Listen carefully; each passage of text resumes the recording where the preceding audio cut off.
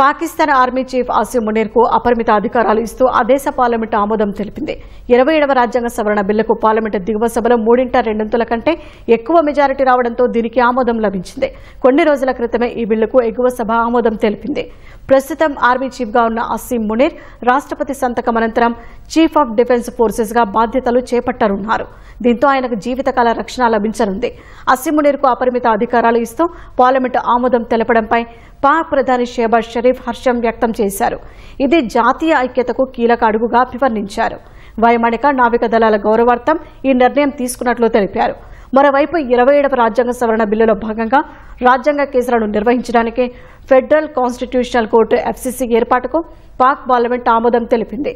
FCC ఏర్పాటుతో Pak supreme court పాత్ర తగ్గనుంది. ఎఫ్సీసీకి సంబంధించిన న్యాయమూర్తులను ప్రభుత్వం నియమించనున్నట్లు తెలుస్తోంది.